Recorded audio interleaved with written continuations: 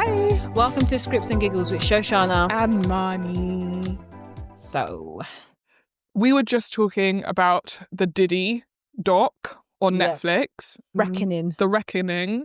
By executive producer 50 Cent. That he managed... Obviously, we knew about the doc. Yeah. We knew about the doc in the summer even. He was talking about how he was going to make a doc.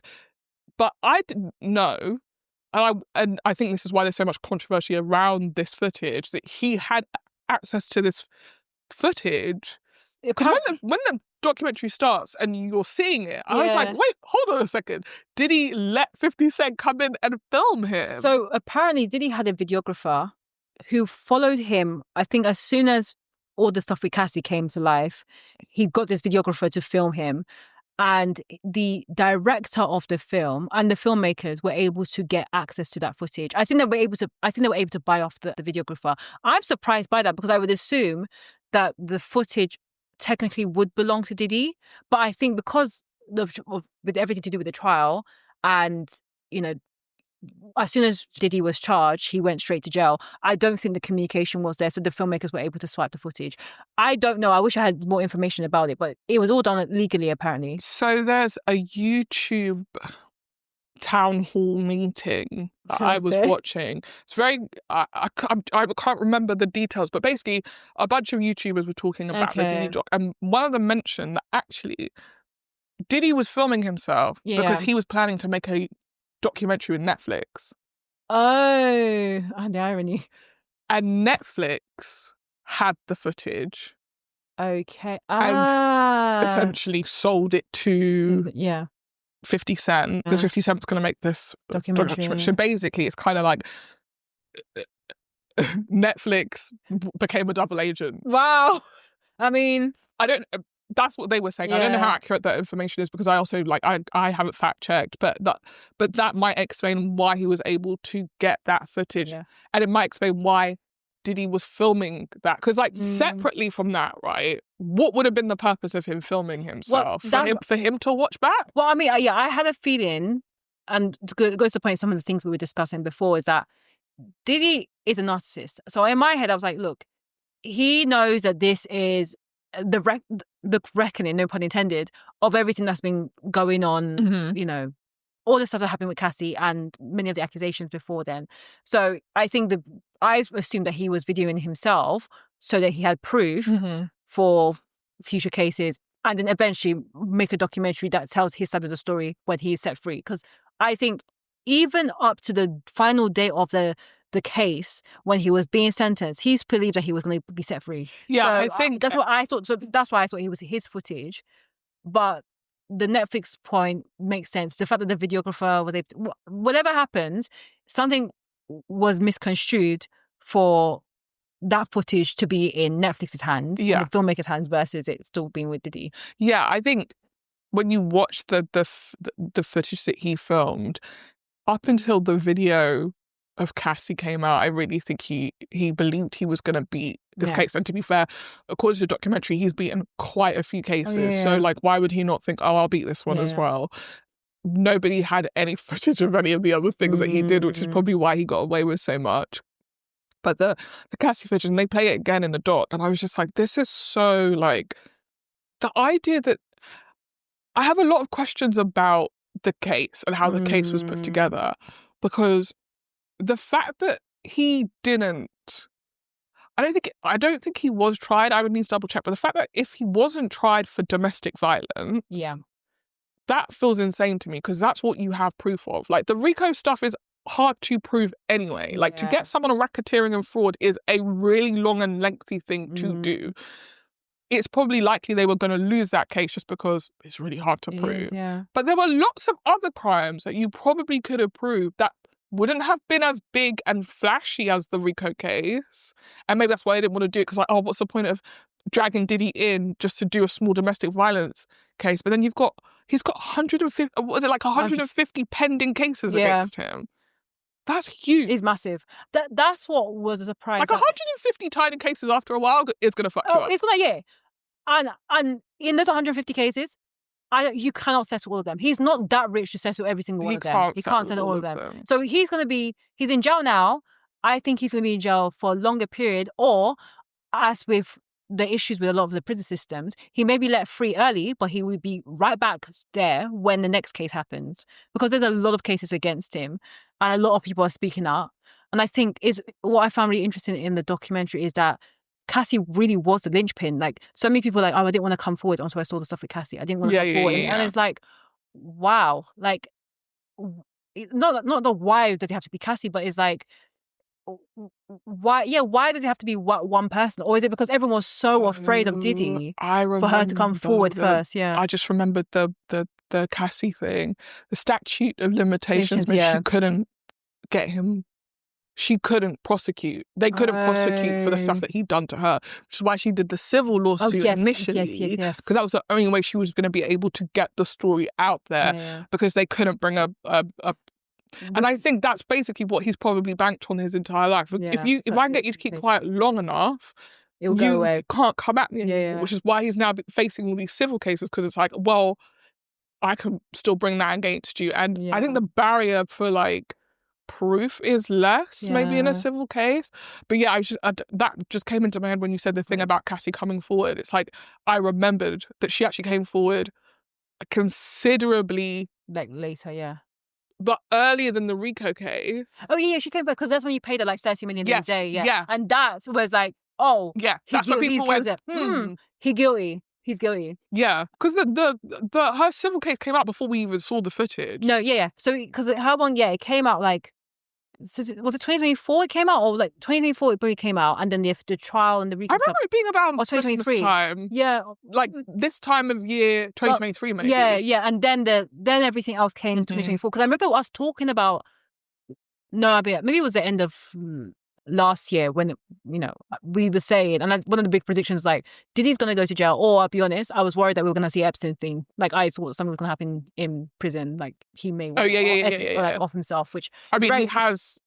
We talked about that on the pod, didn't we? That he was attacked in prison, and now he's on a solitary confinement kind of thing. So that was one of the very sad predictions that I know a lot of people had. Some people think that he basically paid someone to attack him so he can move to solitary. Like, he doesn't want. Of course, he doesn't want to be on the main wing with everybody else. No, so everyone can come and be like, Diddy, sign this. I don't think they're going to be like, Diddy, sign this.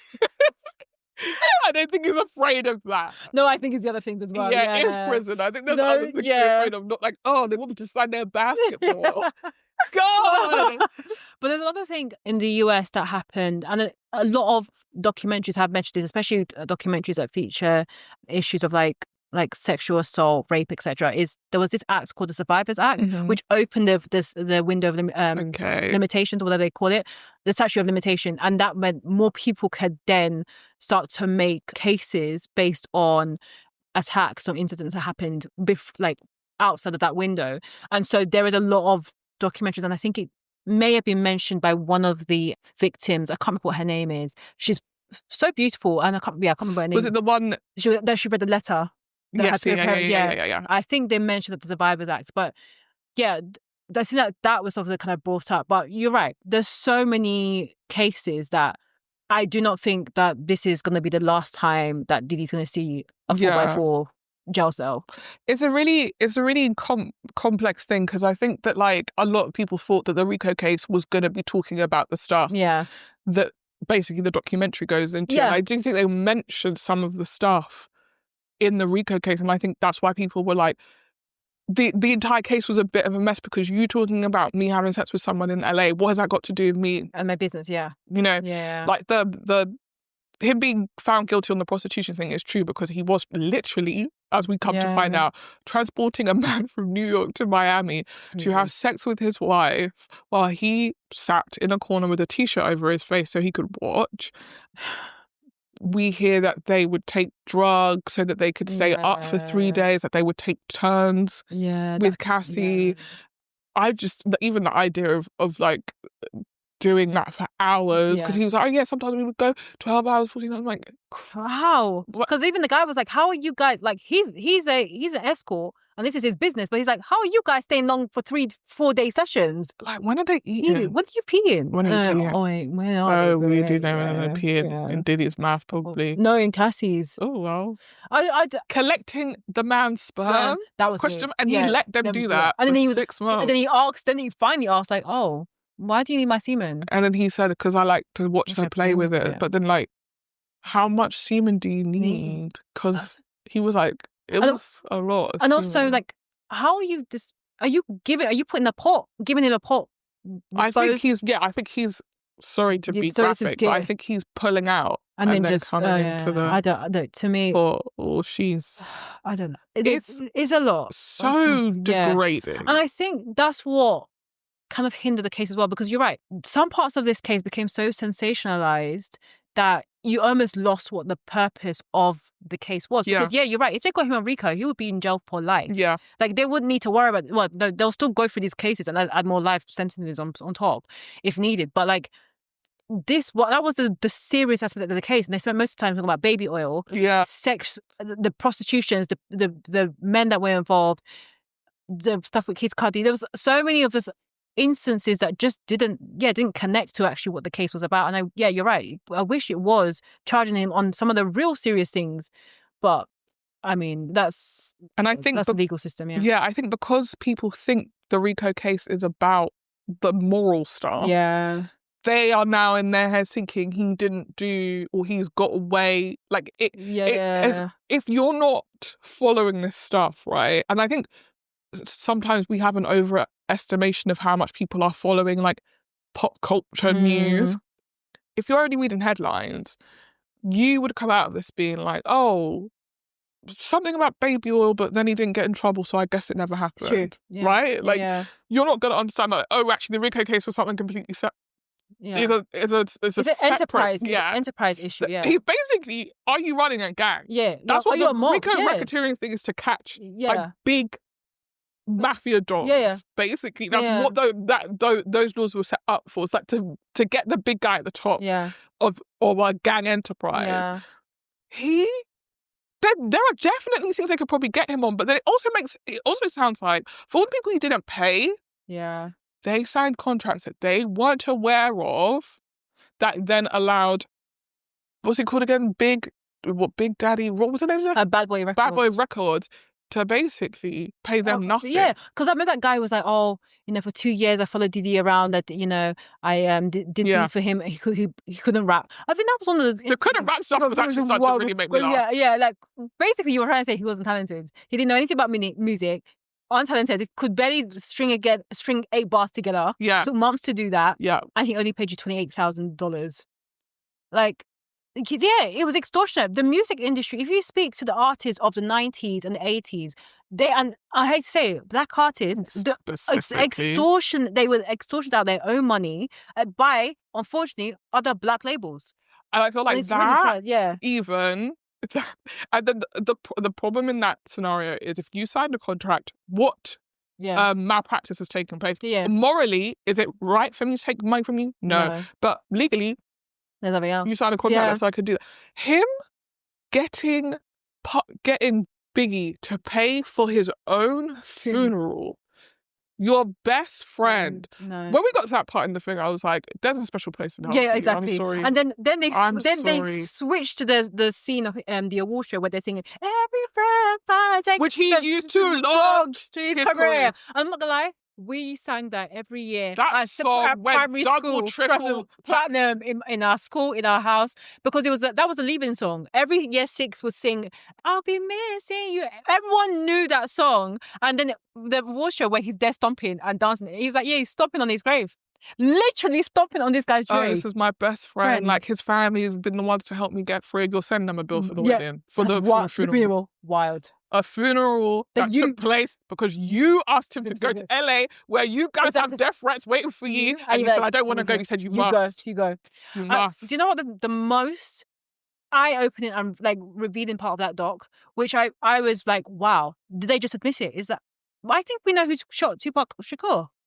Which, I'll be honest, I wasn't expecting that to come through. And No, I wasn't expecting that from the dog. I think, honestly, that was the most... same, the 90s stuff with Diddy was actually more interesting to me than the salacious baby oil stuff. Agree. Because actually, they also didn't really get into the freak-offs, really. Because also, I think the juicy stuff was the stuff in the 90s. Some of the stuff that I knew, some of the stuff actually I didn't know. And I found that really interesting to understand, like, oh, the stampede that happened at that high school. I knew about that. I didn't know about that. So there's a YouTuber called FD Signifier, and he had done a video about Diddy. So I did know about that before. Also, if you guys are not familiar, you should be familiar. His videos are incredible. I've learned a lot about the world through him. So thank you very much. But I knew about the stampede. Okay. I did not know about the East. I obviously had heard about the East Coast, West Coast stuff. I'd heard about the death of Biggie. I'd heard about the death of Tupac.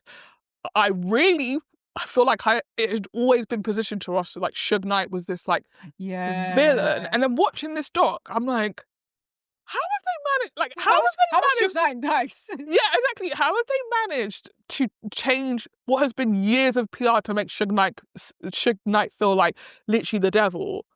And it was you the whole time. Yeah, true. Because I did believe that actually Tupac and Biggie were friends. Like, actually, they were cool. Like, because they were both coming up at the same time, and so actually there wasn't what to them there wasn't that rivalry until the people around them started to create the rivalry. But I always believed they were relatively cordial, maybe not friends, but cordial.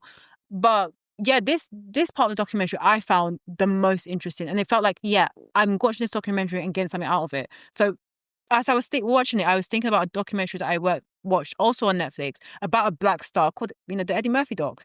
I haven't watched that. Yeah, so when I saw it, I was like, oh, I'm so excited to watch it. And I'll be honest, didn't get anything new. And like, actually, if anything, it showed me that Eddie Murphy is an introvert, and similar to something that I had. Do they talk about him and the prostitute?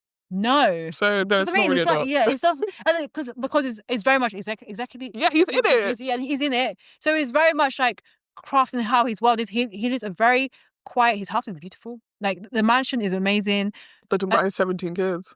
He mentions about the kids, like, oh, my family is important, but he doesn't really talk about, like, the Mel B part of it. That he's like, he has so many kids. Yeah. So he doesn't talk about. He just says, I've got a big family.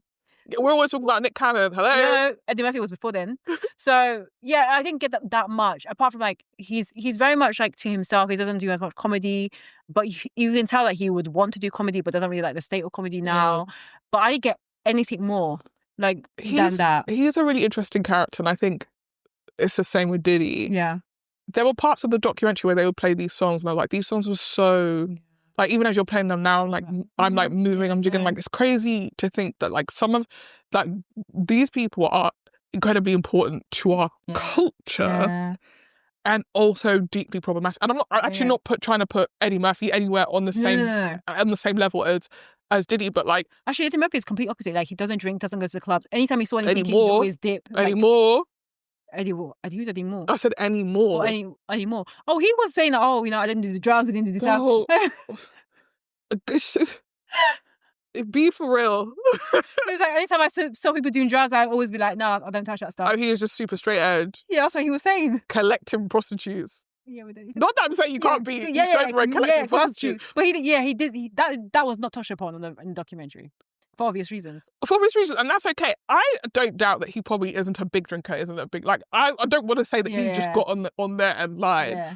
But I think sometimes you're doing a bit of revisionist history about yourself, because you're like, do you know what? Time has passed, and I actually feel like I'm a pretty chill dude. Yeah. Yes, there was 17 years I was in the club every night, but that's different to me. Oh, yeah. But, like, the same with Eddie Murphy. Like, when his time is up, when it's time for him to go to his maker, like, we're all gonna be like, what a legend, what a talent. Like, he was so impressive. And then equally, he's in this weird place right now where it's like, he doesn't really do anything. No, apparently he wants to go back into, like, film and TV, but, like, and he did SNL like last season, I think. But it's also kind of crazy to think you were one, the dude, yeah, and then you just not. around. You're just not around. Yeah. It's not. I mean, like, it doesn't help that you just keep making the Nutty Professor in different flavors. And Shrek. Yeah. And Well, Shrek is. Yeah, Shrek is an icon. Well done. Yeah. Like. But It's to me there was a contrast. Like I felt like I watched Eddie Murphy documentary and I was like, I didn't have to watch this to know his life. Whereas I watched that from what I've even watched from the Diddy documentary, I'm like, they've answered questions that have been a mystery for God knows. People have wondered who shot Tupac. And there's a guy actually literally saying like, Diddy paid me to pop him off. I missed him initially, but I got him. I was like, I thought it was really interesting because I was thinking about this afterwards. I was like, this Tupac mystery, people are going to be like, this is defamation of character. But interestingly, obviously, in the documentary, it's the police officer who interviewed the guy saying, this is what he told me. It's not 50 Cent. No. It's not even the documentary makers. Nobody apart from the police officer. And the guy. And the tape of him saying it. That's it. What's to defame? Yeah, true. That's the thing. What I love is, okay, I know 50 is getting a lot of the publicity around it because, you know, he exec produced it. He talked about he wanted to do it. He has this feud with P. Diddy. And so he's like the face, but he ain't going to be in this doc. He's not in this doc at all. He's not in the doc. No, he's not. And perfectly honest. Even though he wrote music for Diddy once. He did, yeah. And then got him to say he did it. Yeah. And he said it. Yeah, he did. But I think what is interesting is actually this guy. Crazy. He's so crazy. Like, what are we doing? Oh my gosh, he knew. No, they all know. Yeah. Yeah, Jay-Z knows. They all know. They all knew. They've been knowing. Yeah. Each and every person who participated in this documentary, this is not the first time like this news is coming to them. They've been knowing this. They just haven't had a platform to speak on it. But I'm surprised that all these people have come forward. Like even the Capricorn Club. A lot of people hate him. Oh, well, yeah. That's why I feel like this podcast. I'm sorry, we keep calling it a podcast. What the documentary drew my attention to, I was like, you have fucked over too many people. True. But I think I always felt like people didn't come forward, and I was always worried that anyone that even came forward to the case, I thought they were going to get, you know, popped off. Yeah, because of what we know about Diddy. Yeah, that type of thing. Yeah. So I was even surprised for a lot of people to come with their full face on camera. The guy who's the godfather of his son, who was also had a stake in. Yes. That guy really broke my heart. Yeah. And then towards the end, he says like he experienced abuse. He's not explicit, but it feels like he's implying of a sexual nature. And it's like, he seems like a by Diddy as well. Yeah. And I was like, but you know what? The whole time I was watching him, this idea of being a childhood friend who's like, who he's brought along with follow, like, I was like, something about this that like, you probably have seen, because I don't think you're friends with someone for that long and haven't seen it, but you are also probably a victim of the thing too, because that's the only reason why I can imagine you would be that close to someone who you've seen and know does a lot of dark stuff. Yeah, because when it was him, and then when that I think his name was Lil Rod, and he was saying, oh, sometimes there'll be a lot of drugs. He'll wake up, there's women around him. Other times he'll wake up, there's Steen on the bed as well. I said, and he's wondering why does he feel sore. I think also the other one that was really scary was Aubrey O'Day one. Aubrey O'Day's one. Did you get to the bit where she reads the email? Yeah. Sorry, because I watched this basically I was binging it, but I started it quite late at night, so I didn't actually finish the last episode. But that's what I'm doing after when I get back home. But yeah, with that email, that was terrifying because she was like, I don't want it to be true. Yeah. But if it's true, yeah, then it's happened. So it's just seeing. But see, perfect example. She had evidence of him creating a toxic work environment for her specifically. Yeah. But because she wants a career, right? Yeah. And I feel this and I think this is why like all of this stuff isn't an accident. The victims that he chose because he knew what would be going through their heads or what were the things that they had to consider before they outed him. Yeah. You are a person I plucked out of obscurity. Yeah. The same way I made you, I could destroy you. Yeah, that's it. You think you're going to now take me to court? big me Yeah. and tell people what? I said I wanted to have sex with you. Is that even a crime? In 2004, whenever they did Making the Band, Yeah. it must have been 5 or 6, because I remember being like in school Yeah. when Danity Kane came out. The idea of even taking someone to court for creating a toxic work environment wasn't even in our vernacular. So it would have been years later when we no longer worked together where I'm like, excuse me, by the way, when I was working with him, and then everyone's going to turn around to you and be like, well, yeah, what did you think? What did you expect? That's the other thing. Oh yeah, he's a rock star. He's a musician. Of course he's going to be. roll out the footage and be like, it's entertainment, And I feel this. I've been feeling this recently, and I feel like this doc really put it into perspective about like we have an industry that serves us that also attracts a certain type of person and a part of us because we consume both the art and all of the gossip and noise around the art. We require that person to be a character sometimes. True. And the idea of like, what would they have put in the tabloids in the 90s if Diddy wasn't throwing white parties?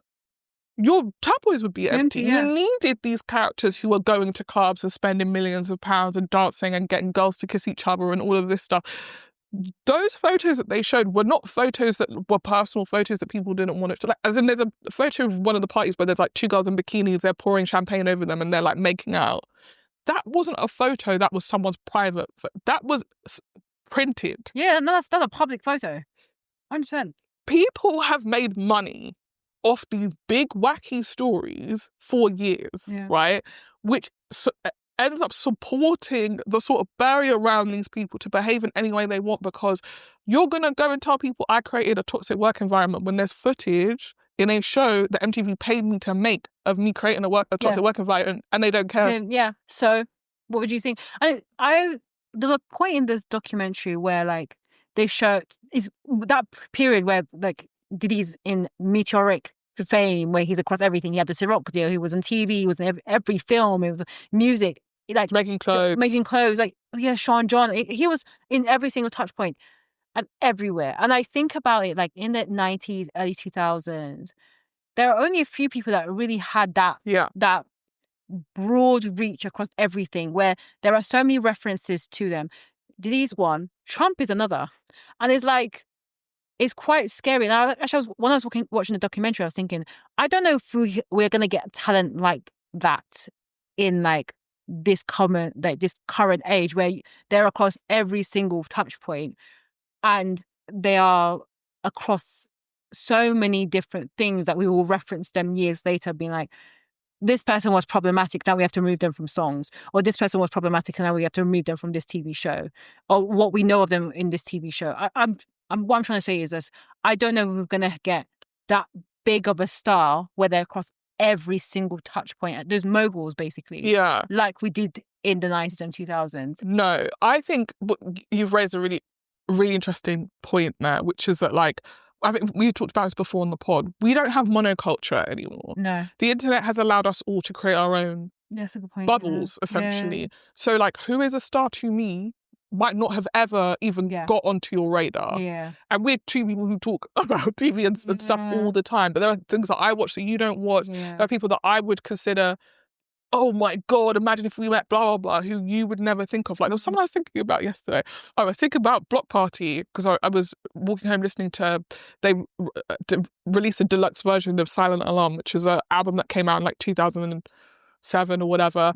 I think might be one of the greatest albums of all time. And I was listening to it on the way home from the post office. And I thought, if I ever met the lead singer of Block Party in real life, I would actually start crying.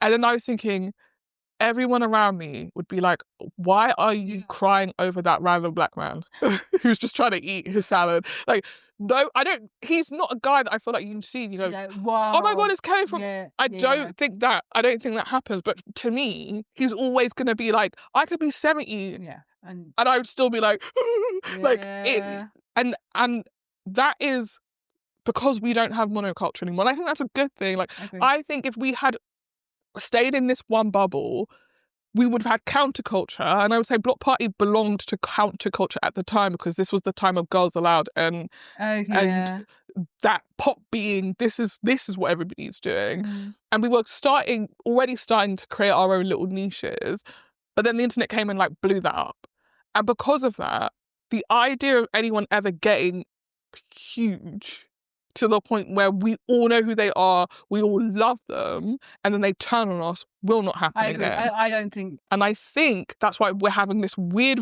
I don't want to call it a renaissance, a reckoning, where all of those people are getting... like revealed. Like, they're getting their reckoning now because we're basically deconstructing the idea of the star in the same way. Like, we're all sitting here, okay, Taylor Swift is a massive artist. People say, I have managed to go 30 plus years without ever interacting with Taylor Swift in any meaningful way, right? But she's this massive star. Tomorrow you can tell me, turns out she's killed 3 men. I wouldn't even care. Yeah. And nor would I be surprised, because we actually live in a time now where all of the people we've ever put on a pedestal has turned out to be crazy. Yeah. So we're losing that sense of like a star. We're also losing the sense of like we would be surprised by what anyone does. I feel like we're also, because we keep having these reckonings, we're becoming desensitized. I watched a video the other day about Jared Leto. Oh God, yeah. There's been stories about him for years. Yeah. And I feel like that really maps our interest as the audience and people in seeing justice for victims and enjoying rockstar behaviour. Yeah. And now we're in this, oh my God, women matter, they shouldn't be getting raped or whatever. We're like, yeah, Jared Leto seems like a bad guy. But he's been doing this since the 90s. For age, yeah. And what, no one cared? It's like, yeah, you didn't really care about the women, because the rockstar thing was what we were saying we were interested, but I want to hear that my celebrities are kind of wild. I want to hear that someone bit the head off a bat on stage. I want to hear like, you hear that stuff, but you somehow think that it's all isolated and it has nothing to do with them maybe not being great people. True. And then you're gagged when you find out, oh, and what? And he's been sleeping with underage girls. It's like, connect the dots. Please connect the dots. Why do you guys never connect the dots? Like, connect the dots. There was actually a trail to this thing, but we're acting like we had no clue. And I don't know what that says, or I don't know what can be done to... I don't think anything can be done to scrub the entertainment industry of these bad actors when low-key some of us want the bad actors. True, and that's very scary, because like, oh, we don't want a clean-cut artist, we want a bad person, because everyone needs to go for their bad girl, bad boy stage. Think of Taylor Swift, if you want to, you know, give back to that example. I mean, have I ever listened to a full album of Taylor Swift from beginning to end? Never. Would I want to? No. But did she go through her like bad girl era? Miley Cyrus going through her era. Like, everyone wants to have that bad boy era, no pun intended again, because it creates attention. Like, everyone wants to talk about it, creates the gossip, and it makes you richer. Like, their careers, both of them popped off on a different level when they decided to go and switch in terms of their image. So let's not act like Taylor Swift's meteoric rise doesn't have something to do with the fact that it was highly publicized, every single relationship she got into from like 2012 until 2020. Now. Now. Woman has supplemented her income by the noise that's created by the stuff that she does outside of her music, because that's what's taught to everybody in these industries. As much as you want to be, and I was saying this to a friend recently, I don't want to know anything about anyone anymore. I don't want to hear nothing about my artists. I don't want to hear nothing about my actors. I'm trying to watch Stranger Things, and I can't not think about the fact that David Harbour just got fucking destroyed by Lily Allen on the album. Why can't I watch stuff and enjoy it anymore? Because you're telling us too much about yourself. I don't want to know this much about you, and I definitely don't want to know about you outside of my will. I didn't want to know about this because I didn't go and listen to the album, but it's everywhere. Everybody's talking about it. You go onto reputable news sites, Lily Allen's got...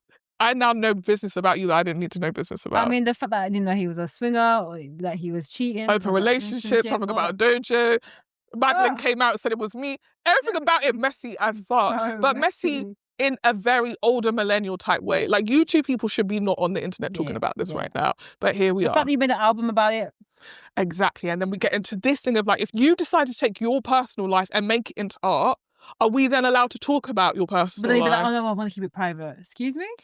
It's hard. The line between artist and who they are in real life is so muddy and blurred that the idea of us even having artists where we don't know about their personal lives now it's impossible. I mean, there was a point, and it probably still happens now, like some actors not getting a job because they didn't have enough Instagram followers. Yeah. Because it's about popularity over talent. Mm-hmm. So I don't know. When I was watching the documentary, it did make me think, yeah, we may not get talent, those kind of moguls as big as Diddy, but I think that's also a good thing, because with that much power means you can get away with that much of the crazy bad actors, bribing people, instilling fear into them, threatening them with their careers. Like, look at the Harvey Weinsteins of the world, like that type of thing. Yeah, let's rewind this, and let's find a way to unpick some of this behavior, and let's let more people come forward when people do behave like that, whether they're big or small. Yeah. But yeah, I think the documentary itself, I would say, I don't know how fully finished it. I have really enjoyed it enjoyed it in the way I've learned so much, and I feel like I got more from this documentary than I did the case, which is crazy. Yeah, the case. Yeah, I agree. I think the documentary added some context. Did some, what's the one I'm trying? Painted a picture of Diddy that maybe the court case wasn't able to completely paint for us.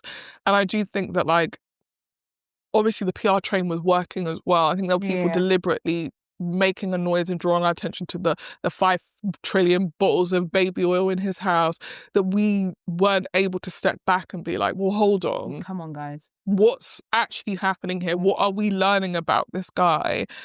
It isn't, not every story is like, oh, they're trying to bring a black man down. Like, sometimes maybe that black man does need to be brought down. Like, maybe that man is not a good man. Yeah. And maybe we can't always get behind every single person in the culture when they're doing harm, not even just to themselves, but to us. The victims are women that look like you and me. Like, why are we going to support him or be like, I don't think he would do? You don't know him. People having the energy to be like, he would never do this about a man you don't know is crazy. Even a man like you do know will surprise you. Yeah. So yeah, it was interesting. It was very it was. We are now going to talk about our top shows of the year, following on from this Diddy doc. Shall I go first? Yeah, you start. Okay, so this was a hard list to put together because I actually don't even think I've watched that many things this year. Likewise. Nor have I watched that many things I actually enjoyed. So there are 2 things on here that came out the year before, but I watched them this year, so I'm going to include them. Okay, go on. So probably my number, it's hard. They're not ranked. Maybe they are. Okay. Maybe my top shows were 2 shows from last year, which were The Rehearsal season 2. Okay, yes, I heard it. Which ended up weirdly having a theme that was quite close to my real life. And while it was great TV, but also like, oh, this is really interesting. I enjoyed it. Yeah. And the second is Industry. Yeah. Because I actually watched the last season later than everybody else. Yeah. So I get to include that in my shows this year that I watched that were very good, which was Industry, top tier. Yeah. Then from this year, I enjoyed Wayward, which was a Netflix show about one of those like scared straight type schools in America where the kids are obviously being maltreated and someone has to figure out what's going on at the school to get the kids out. It wasn't fantastic, but I actually really enjoyed the premise, and like the first couple of episodes were pretty good. Towards the end it obviously fell apart because I think the premise was so big there wasn't a convenient way of closing it out. But I enjoyed it. Like people one of the reviews on IMDb, well, a lot of the reviews on IMDb, which I was like, damn, if I was the actor and I read this, I would quit. All of the reviews are like, show was good, but Mae Martin is not a lead. No, that is... This show would have been incredible, but Mae Martin ruined it. Mae Martin is not lead. Mae Martin is not good in this. And I was like, damn, they wrote and created the show as well. That's They wrote, created, and starred in the show, and they said you are the reason why the show wasn't good. And if I'm being honest, no, I didn't hate them, but I did feel it was weird. I think the writing, creating, and starring in thing is a really complicated thing to do. It felt like a weird thing for you to write for yourself, if that makes sense. Yeah. Did they go through that? No, I don't think so. Okay. So that's why I'm like, why this? You were going to write a story that you were going to be in. But like, anyway, still would recommend. I definitely enjoyed it. The second is, another one was The Jury murder trial, which I mentioned in our Edinburgh episode, actually, that someone had mentioned it. Then I checked it out, which is about, actually kind of close to the Diddy thing. Yeah. It's a murder trial where they reenact this murder trial. They get a bunch of people to stand in for the jury, and then they have to basically do what a jury does, decide whether the defendant is guilty or innocent. And it was just like a really interesting look into how much bias, how much bias goes into the decisions that people make at jury trials. Again, I do think the show was deliberately trying to bring that out, though, because it's a story about domestic violence, and every single person in the jury was a man. Was touched or had been touched by domestic violence in some way. So obviously it was to be like, how far can you put your thing aside to really look at this for what it is? And they ended up coming to a conclusion, I won't say because I don't want to spoil it, that I was like, oof. I mean, I would have done something different. I mean, from the Edinburgh episode, you were like, these people are stupid. No, they were. I mean, like, you have to take your biases out of it and just look at the evidence. And a lot of people were like, I personally don't believe. And it's like, stop saying I personally, stop. The evidence is there. I don't want to know whether or not you believe that she could have done that. If the evidence is showing that she done it, like, what are we doing? True. You're filling in gaps that don't need filling in. But there we go. It will make you do that. Yeah. Another one was Katrina, Hell or High Water, which is a documentary about Hurricane Katrina. Oh, wow. Okay. Made by Spike, or produced by Spike Lee. Okay. Really, like, I knew what was told to us about Hurricane Katrina because I think it happened when we were in teenagers. We were in school. Oh, you were definitely in school. All I remember is Kanye saying that. George Bush doesn't care about black people. Which is still true. Yeah. And what I saw back then, I knew it was bad. I knew it was because they showed us the footage of all of these houses underwater, so I knew it was bad. But like the documentary really puts it into perspective, and like the way they talk about New Orleans now, and it's so interesting and also really well shot and really beautifully told. And I really found it moving and I was there and I was like, what the hell would I have done? Like, what the hell would I have done in that situation? I think what I remember about Katrina, apart from the George Bush quote, is that the recovery and the support and aid that was required just did not match. Like, it's almost as if this is a first world, quote unquote, first world country, one of the most developed, if not the most developed country in the entire world. Yeah. And they cannot support Katrina the way they would support a disaster in the other side of the world. And they knew it was coming. And they knew it was coming. Yeah. They deliberately didn't dedicate any resources towards it because a year or two before they thought a big hurricane was coming. It ended up not coming, and so they were like, why waste the money? And equally, it seemed like it was going to affect a poor part of town, and therefore, well. And you could throw it back to like things like Grenfell. It's like, it's just so much. The way that even homes are structured in certain communities also contributes to a lot of these disasters. 100%. Like, you spend years and years deliberately using shit. Done. Yeah, just using shit. Using shit to build these houses, not repairing shit when it's broken, continuing to pile shit, build other shit around the shit that's also shit. And then when it all goes up in flames or when it all comes crumbling down, you're surprised, you're shocked. Yeah. But there's no, like, the levees burst. They've been complaining about the levees for a long time. So the idea of even being like, well, we can redirect it towards it. This was always, you were going to flood the seventh. You were going to flood the seventh. That was always going to happen. And you wanted to. And of course that was a black neighborhood. And of course that's where you moved everyone to when they came to Louisiana, because you didn't want them near the whites. Like there's like there's something there's so much history there. It's always ingrained back in racism. It always comes back to that, yeah. And it's sometimes it can be just like God out oppressing, but like I just nothing is an accident basically. No.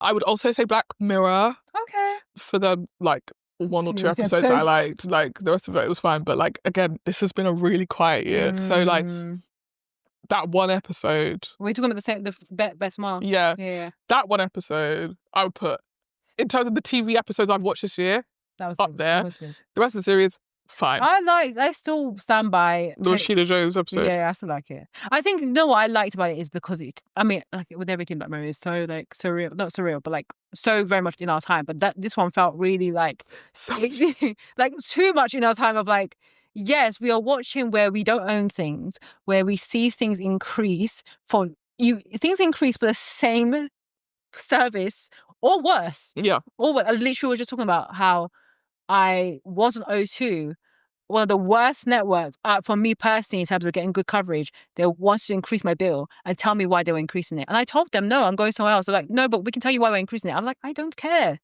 And it's just, yeah. Oh, I was just going to say, apparently ChatGPT are planning to roll out ads on ChatGPT. What?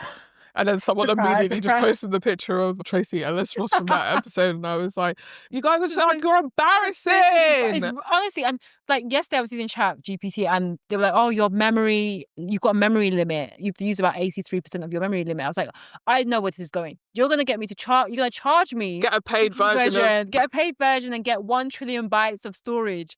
Why do you think I'm paying Apple? Apple, it gets a monthly subscription. I already paid money for this phone, but I still have to pay them to have storage to keep this phone because I can't, because I've got so many photos and things and it will crash my phone. Anyway.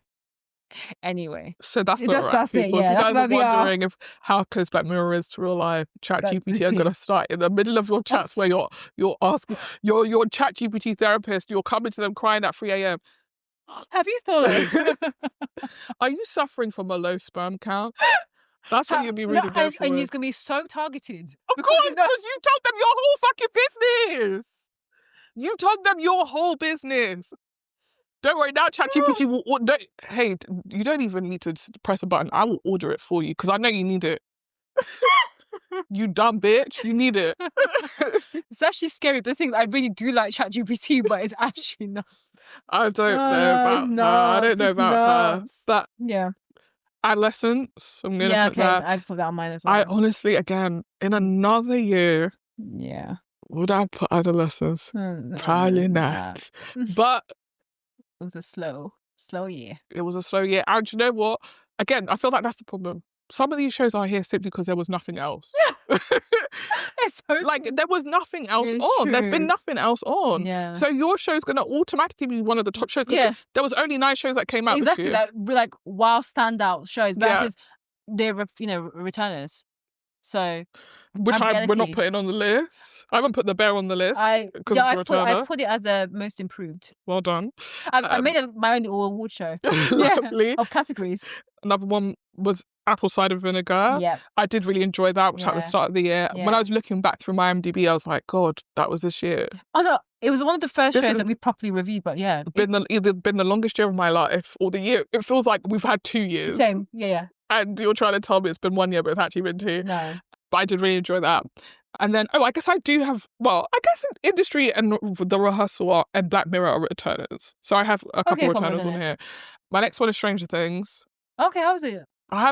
Me and Stranger Things had fallen out of love with each other. Yeah. Season 4, I thought, this confusing as hell. And also, there's a formula to Stranger Things, and I was like, by watching it the 4th time, I was like, I'm no longer interested in it. I know where this is going, yeah. But 5th season, I decided to rewatch 4 so I could, because I found out very quickly, I don't remember any of it. I'm sorry, it's been like 5 years. So that's like, true. That might be what it is. Yeah. And which is actually crazy. Very insane. Yeah. You got Abbott Elementary giving us, pumping out once every year. As a show, as a series should. You're an enterprise. Yeah. And seems to be a bigger one.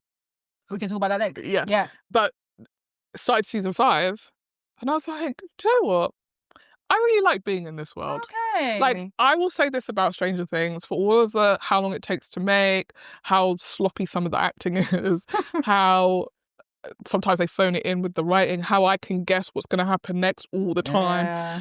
how sometimes the scripts are really show and tell and not show, because Yeah. it's become more so for the way that Netflix is become aware that people are just on their phones all the time. But I remember watching a TikTok where someone was like, my most recent background TV was, and they described it as my background show, or my background noise was, and they described the show, they named the show, and I was like, wow, you're right. People are just picking shows for their background, and that's it. yeah, so some of you guys need to go to therapy, because that's not. Did I tell you there was a guy that I worked with, in order to go to sleep, No. needed the TV on No. What volume? so you could hear it at least. No. TV on, rerunning episodes of Friends So what? every night. Okay, that's crazy. I mean, Bear in mind, you has a partner, so your partner also has to live in you the see, hell that you've created. that's what I always pray that me and So aren't you now having dreams about Friends? Yeah, pretty much. Because like that's one of the worst things. You don't ever want to fall asleep while you're watching like something that's like a horror or anything like that, because that just seep into your mind. That's why I always pray that your partner has the same sleeping pattern to you. They don't snore, and they don't need loud noises. And yeah, that is crazy though. When you said that, I was like, that is not normal. Sorry, that's just not normal. That's not normal. And I feel like there's some people who use background noise to really be like, oh, because when I'm by myself, the voices start. It's like, you need help. You need help. This Stranger Things is not going to save you, okay? And I do agree there are some people who are like, oh, I should be doing something. I'll put on the telly, and they put on the telly and they're like, I'm going to go on Instagram. Yeah. Like, it happens. I'm not trying to say it's impossible to do. The only time what I do experience that, like, oh, I need to concentrate about, actually, I just prefer to be on social media, is if I'm watching some of the like non-English shows, Mm-hmm.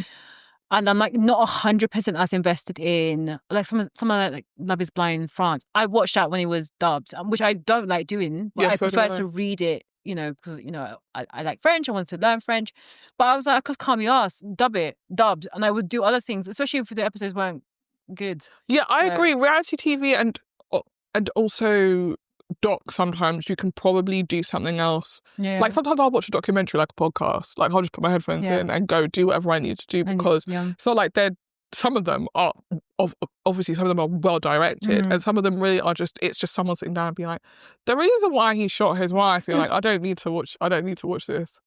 The economy works like, yeah, okay, I can listen to you, babe. Don't need to be making eye contact with you.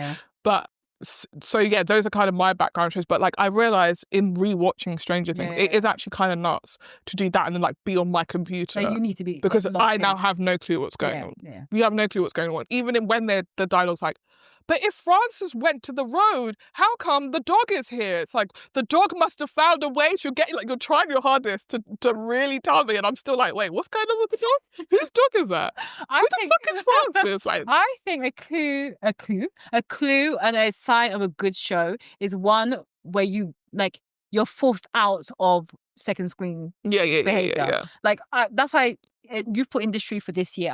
I would have put industry for this year as well, but I watched it bang at the end of last year. And when I say I started it as background TV because I was sorting out travel plans, because I was traveling very early the new year, and I had to stop and watch it, concentrate, because it was so good. I think that's a sign that, before, and I still stand by it, before it used to be for me personally, like a show that will make me want to binge into the early hours of the morning. And like, I can't stop, I have to continue watching it. And I don't think I've had that show this year, but a show that has made me turn from what I'm doing and watch you and concentrate on you, that's a sign of a good show for me now, because the bar...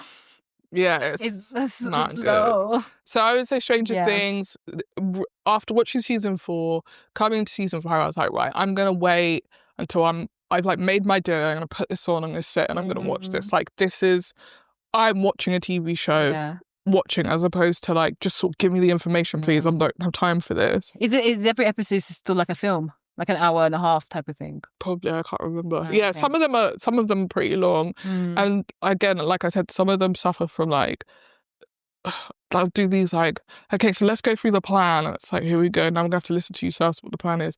And just for the plan to go wrong. Like, that's the only reason why you're telling us, is so that we know that when it goes wrong, that the plan has gone wrong. I don't need to know. Just do the thing. I don't care. Oh my god. Because that takes up a chunk of time, and I don't know. I have a real problem with you telling me something, then me having to watch that something again. Like, just show me. Yeah. But is it exposition? What do they call it? Yeah, There was like the technical word to describe that. It's exposition. Sometimes it to me feels like in a script you'll write like, you'll write scene directions. Like, Marnie walks into the room, her phone is on the table, she picks it up, she looks out of the window, she puts it down again, right? That's the description in the script.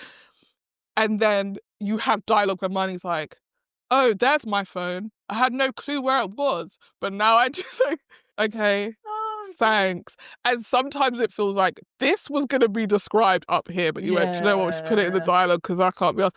And that, it feels like a double, like, there's a perfect example of this where, I can't remember now, but it was like, I literally rolled my eyes on the screen when it happened. Or they'll have these like moments where the school bullies walk in and they're like perfectly like one in the middle, then two behind him, then two behind him. Like, in what universe, right? Have you ever been accosted by a bully and they're all like in like formation, Beyonce formation, basically. Literally in Beyonce formation. Literally in Beyonce. And there's so many points where that happens that I've come to just like not take these bullies seriously. Yeah. And then there's one scene where they beat the shit out of one of the lead characters. I'm like, it's really hard to do this seriously. Because I keep thinking about how, and all their lines are like, listen, nerd, don't come round here again. And that is like, why do American people, like, the way that American people write bullies is crazy. Is that real? I really need to speak to an American person and find out if that's what bullying was really like. Because I think if you ask someone legit how they were bullied, it's some manipulative, mind messing around, that type of bullying, and then it becomes physical. Yeah, it's never like, go on, nerd. Get him! Yeah, like, anyway. And then my last one I have an honourable mention. My last one was Physical Asia. Okay, yeah, I know you love that show. I do. But this one was different because they was representing their country. Oh, nice. And I'm obviously not Asian. So I was like, I'm going to pick one. Who was your winner? I really didn't want Korea to win. Oh, but they win. Yeah. Didn't want Korea to win. I just didn't think it was fair. They're on your turf. You should lose. Like, you come to my house and I win. That makes it feel like, okay, next year we're going to come to your house. You're going to win. I don't like that. Yeah. But Thailand, Philippines, Mongolia, the like smaller, like lesser known teams, I'm like, I'm rooting for these people. Yeah. Australia came in, I said, I hate. Why you? Well, they're Asia. Australasia. Oh crap, yeah. Australia came in, everyone's like, the way that they talk about people's bodies on these shows as well, it's like, wow, he has impeccable physique. I'm like, who talks like this about another human man? The translation? No, I feel like they're like, wow, look at his shoulders, wow, yeah, wow, incredible, wow, his physique, wow. Like, it is literally like that. And I'm like, have I ever seen anyone and thought, wow, impeccable physique? I mean, no, even if I was in the gym and someone was really going at it, I was like, I don't think I'd be like, okay. I'd be like, okay. I saw some like bodybuilding, for like, as a TikTok where they were showing like the runners up of this bodybuilding competition, and I was like, more like, ooh, versus and those people, like, you'll see someone like, like when your head is so small, your neck is taking over, like that type of thing. And they'll be like, wow, look at his body, wow, incredible physique, his torso, wow, you could feel like, stop. And it's just like men talking about other men as well, like, relax, cool down, guys. Oh, God. Yeah. But the trials on that show are insane. I watched Squid Games as well. I'd like hopped into Squid Games at the same time. I was like, you guys are crying over the most stupid fucking challenges. There are people dragging boats on dry land. There are people, blood, sweat and tears, ripped arms, dislocated. Some guy got black eye, all of this stuff. Like, they are going at it. They're doing things that I couldn't even do for 5 seconds. Bruh. And then you guys are doing, what's the time, Mr. Wolf? And then twisting your ankle. I'm not even lying. One of the people, while they were doing the Mr. Time, what's the time, Mr. Wall, twisted her ankle. No, I kind of switched off of Squid Game after season 1. Yeah. For me personally, you actually done a perfect season. I've always felt like that. Even with something like True Detective, I never was that interested in the next season. Even though I did watch it and it was great, I just was like, it can't hold the candle to the original, and that's how I. It's a fun season. I say fun. Was it needed? In that again, one thing that they're really good at is finding these absolutely insane characters. Yeah, which is what makes the show. Yeah, and that's what makes the show. Yeah. Like the challenges are fine. The challenges aren't. They don't ask you anything of you with your physical prowess, right? It's not about that. It's about like, what are you willing to give up? What are you willing to sacrifice? Like, get into pairs for the next challenge, and then it's like, yeah, only one of you's gonna make it through. And then everyone's crying because they're like, I chose my friend, and now my friend is going home. I learned this from the previous game. I'm convinced that people who go on reality TV shows do not watch the shows. Oh, sorry, you were talking about Squid Game, the challenge. Yeah. Oh, okay, sorry. I also switched off of Squid Game, the challenge after season 1, but I thought you meant the actual Squid Game. No, I never went back. I agree with you. One perfect season, I don't need to watch it anymore. But people who go on reality TV shows do not watch the shows beforehand. Oh, no, which is correct. And they did that on purpose. Because the people that cast, they want to make sure that you haven't watched it. Because some of them, the way that they were behaving, I was like, did you not even watch the original series? Do you not know what these games is about? You're coming, oh, me and my dad, they're going to split you two up. Literally, that's what happened in season 1. The mum and the son, we knew one of them was going to go. The minute you tell everyone, that's my dad. Done. Finished. You literally put a death thing on one of you guys. And most likely it's always a parent. There's two. The parent will always sacrifice a child. There were twins. I was like, oh, unfortunate, because you can't even pretend that you don't know that guy from anywhere. And of course, everyone was like, we need to get the twins out, It's crazy. Yeah. It's crazy. But yeah, there are some fun characters on there. A black girl wins. It is what it is. Yeah. It was enjoyable. Yeah, that's good. But again, she only won because they played What's the Time, Mr. Wolf as the final game. And you're supposed to stand, you know what the game is. Yeah. And you're running. And then when she turns around, your heart's pumping out your chest. So you're out. Did they use like red, light, green light? Okay. That was it. Red. I can't remember what they called it. Red light, green light. Yeah. Yeah. It was interesting. Oh. Crazy. But so those were my shows this year. My honourable mention, because I just started watching it last night, but I feel like it's going to end up being probably one of my tops, is I'm watching Project Runway. No, the new one. Okay. Yeah. And the drama. Okay. First of all, I watched Legendary, which was a voguing competition. Okay, yeah. And Law was a judge on that, and he was wild. Yeah. So I had no doubt, and he's guest judged on Drag Race in the recent years as well. So I was like, there's no way he's coming on here and it's not going to be crazy. And it has been. But also the contestants equally. Okay, great. They're not all there. So they're going back and forth, which I think is insane. But they're going back. They're going back in episode 1. There was a clip. One of them was in the bottom. He's like, "Am I being punked?" There was a clip I saw of La Roche basically just telling the girl telling the girl or the guy, I can't remember which designer, but like, this dress isn't it. And all the other judges were like, "Are you sure, Laura?" And she said, "Yeah, this isn't good." Like, yeah, there's no and I'm sorry, I trust La Roche. I trust him. I trust La Roche. I also feel like we're at these fashion shows. At the beginning, you can see what the issues are. As time goes on, I think it becomes harder to know when something is good or not. Yeah. Because it really just comes down to taste. Like in the most recent episode I watched, they do like unconventional materials. Okay, yeah. And this guy makes a dress. It's like he makes a like sort of see-through-y dress. It's just really cute. This long pink jacket and then denim boots. And a denim bag. Okay. And Law says, I put this in the bottom purely for the styling. Oh. Because those denim boots and then the denim bag is crazy. And I'm not going to lie, in the moment I was like, but they match. I was like, but what's the fuck? They match. I was thinking the exact same thing. I was like, cute. I'm like if something's see-through, that's like a very blank palette. So you need something that kind of brings that Law outfit said, you are in together. the bottom. Wait, for real? He was like, this is an insult to my eyes. So what should he or she have done? Like, I don't know. He never said. He never said. helpful. And I'm going to. This is going to stay with me now. I'm literally like, oh my god, the amount of times I've done shoot and bag, match, yeah. and now you're telling me shoot and bag match. No, but that used to be all the outfit. Like your outfit was complete when you had the red shoe, red bag. Done. Literally. Yeah. Look, you used to and have. Law is telling me if I make an outfit and then the shoot and the bag match, I've destroyed the whole outfit. No, but you used to have like. You used to could go to the shop and buy it as a set. Yeah. Like matching heels with bag. That is true. Yes, 100%. Maybe I don't know. Maybe he just meant in that specific. Yeah, exactly. Sorry, it's just because you used to put Zendaya in like the same shoe. Like she always wears Kate's Louboutins black shoes, and it's always like very consistent. The crazy thing is that when the look came out, I was like, oh, this is cute.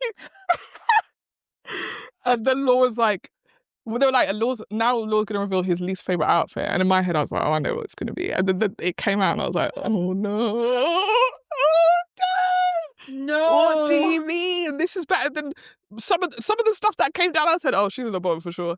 And you said, no, that's fine. Silent. This? Boot and bag? No. He said he called one of the dresses, this woman looks like a Nigerian auntie. How does he know about the Nigerian auntie? That's what I was thinking. Yeah. I mean, he's been outside. Yeah. But like, if he was, I feel like that's one of the intricacies about Americans and Brits, right? If I had said that, I don't think anyone would have batted an eyelid. No. You look like an auntie. But I would have said auntie, I would have said Nigerian. Yeah, you really were out there you named us. And it makes sense because culturally, I don't think you guys have auntie. When Laura says auntie, are we all picturing the same auntie? Yeah, Nigerian. We are, but I'm saying, would the rest no, they won't. Exactly, that's why I have to say Nigerian. They'll be like, oh, my auntie, she just wears like fanny packs and things. Exactly. Okay, I get it. If I was on Project Runway and and this was a show for UK, I said, you look like an auntie. Yeah, then yeah. Not like my auntie, not like I said, I'm auntie. You know what I mean by that. Okay. So like, I get it to a degree, but I just feel, what does Nigerians have to catch? I agree. No, I agree. I'm not gonna lie. It made me. I also sort of bristled in the moment. I was like, oh, it feels weird because we never hear Americans talking about Nigerian aunties, even though they must have Nigerian aunties because there's Nigerian people out there. Yeah, true. But is there Nigerian auntie like ours? In my head, it's like it feels very like Black British. Yeah, but we have aunties. You guys don't have aunties. But maybe the aunties are universal, and we don't know. Actually, maybe the aunties are based in Nigeria, and they're just like, but I'm not an auntie. Yeah. Yeah. I have a thought. This is completely separate, but this is something I would like to know more about. I wonder what it is like to be an immigrant, like a Black immigrant, like you know how we're like first gen. What it would be like to be first gen in America that already has a Black population. Yeah, like an African-American, almost indigenous Black. Yeah. Well, I wonder what that's like. I think it's quite difficult because you hear about this diaspora wars and all that nonsense because there is like this bit of friction or difference between African Americans and Africans. And they distinguish it in that way, like, oh, you're African. And I don't think, I mean, if you are one and are listening, please get in touch. I'm desperate. I think it's because it's so different here. It is so different here. Yeah. There is, I could not ever, like there is no one ever to tell me, well, you're African. No, because unless they're white. Yeah, exactly. Because another Black person to come up to me in the club, we're all fam. We literally are. So like, because when there's no quote unquote indigenous, and I know indigenous isn't the right term, obviously, but you guys are established, shall we say? There isn't an established Black population in the UK. We're all immigrants. Yeah. So what happened to all the slaves? No one has answered that question for me. What happened to all of the slaves in the podcast UK? Episode. Yeah. I don't. If you know the answer, please reach out to the pod. There could be your people. What do you mean by that? Not your personal people, but like they're here. What do you mean? I think maybe as in they stayed. They stayed, but nobody knows who they are. I don't know. Was there as many? No, there definitely can't have been as many as there was in the US, right? Because the US is just like a bigger country. But I thought but what happened to them? I just thought maybe they stayed, but through generations of generations. They're white now. Is that what you're going to say? Yeah. Through generations, they have become white. Yeah. So we'll never know. They never I thought, but maybe they went back. Maybe some did, yeah. Or maybe some went to the US. Ooh. Well, I don't want to go be a slave again. Because in the US, everyone yeah, slavery true. after After, us. yeah. I think some went back. Maybe some went to Europe and some stayed. Where they would still be slaves. Yeah, some went back.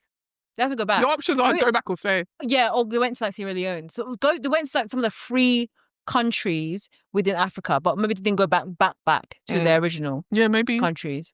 Yeah. Anyway. Was it Sierra Leone? Yeah. Sorry for this That's for the episode. episode. Yeah. So that was your honorary mention. Yeah. Okay. Watch Project Runway if you like clothes and you like sassy gay men. Because there's loads of sassy gay men. I'm surprised. Yeah, you're right. This feels definitely up your street. Yeah. What do you mean by that? No, because you like fashion. She's a great fashionista. I'm not anymore, Lawrence. Just called me a cunt. He called me a cunt through the TV. He looked me dead in my eyes and like, you dumb bitch, you ain't got it. No, and then also you like RuPaul Drag Race. And I feel like you got a bit of both. I feel like you're in the show being homophobic towards me right now. How? I've just said your favourite things I ain't combined in one show. Yes. Fine. I'm being facetious. At our Christmas quiz, there was a question about I can't remember what it was. Oh, the Kardashians. It said name all the Kardashians in order. I can do that, yeah. And then I was the only person who got it right. Really? Yeah, my team was the only team that got it right. Everyone was like, how did they get it? They like turned around and they were like, Varney. And I was like, what do you guys live under a rock or something? Yeah, but come on, at the very least you must know. And then I turned one of the guys who's like a mate of mine and I was like, I'm surprised you didn't go. He was like, why? Because I'm gay. And I was like, oh, well, yes. But what I meant was, you and I have had so many pop culture conversations, and now the pop culture question has come up, and you didn't get it. Yeah, come on. Because the thing is, with pop quizzes... And you're gay!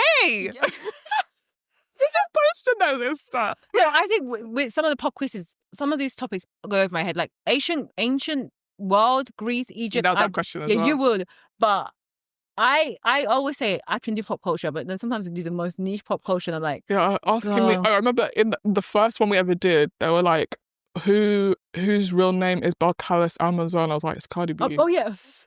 No one else got the question. Like, there's every year there's one question that only I get right. That's a good thing. I studied. Like, the thing is not like you have to open a book. You just watch TV and listen to the culture. Also, even when I ask the question, there are people in there like, who's Cardi B? Like, you were never going to get this question. Yeah, exactly. If you had any knowledge... So basically, he's black. Literally. Black culture. There's one black question and I got it. Yeah. I don't know why the Kim Kardashian one would be a black question for me. She was black adjacent at one point. Oh. Maybe I was kidding. That is not something people painted in my head. Every other day, that song. Every other day, I see a BBL. That's the first thing. I literally saw a video of Kim, I think during the Kim Keeping Up with the Kardashians phase, and there is no way on this green earth that was natural. I did not care. Like the thighs did not match. The thighs didn't match at all. The thighs didn't match. Okay. But it's still running in my head right now. I categorize my shows in different ways because it was hard to scrape a top list. Yeah. But I'll start with my tops. I'll put my most improved. I'll put some consistent, like just, reliable. Mm-hmm. And I'll put some of my worst shows because really there were a few that really stood out. Top shows for me, number one was The Pit. I really enjoyed that series. I'm so glad that I watched it bootleg. Well, maybe that wasn't supposed to be told, but I don't know. I'm frustrated. Sky, when are you going to bring it? It's also not on Sky. Yeah, it's not on Sky. What's going on? I'm checking my Now TV. It's not on there. It's not on, yeah, because really, The Pit is a perfect show for that. Well, it's going to be on Netflix now. So. Yeah. So, like, The Pit, I thought was incredible. It goes into, the world of emergency medicine. If you've ever sat A&E, like, there's just so many stories you can write from an A&E from a hospital around the corner. Like, but to see in this displayed and created in this forum that felt so realistic, was really medically accurate. Like, I watch, and I always talked about this. I think when I talked about The Pit early in the year, that I followed this YouTuber called Dr. Mike, because he's very educational and also very good on the eye. And he would always dissect different medical shows and how accurate they were. And The Pit is the only one where he's like, this is 100% accurate of what actually happens in hospitals. And it was one of the medical dramas that wasn't so like romance heavy. There was no romance. Well, they insinuated there was a bit of romance or a previous relationship, but it just wasn't about that. It was about the patients, the stories, the lives of the actual medical professionals and the stress that emergency medicine has on them. And so it didn't feel as like weak or very like sensationalized like Grey's Anatomy.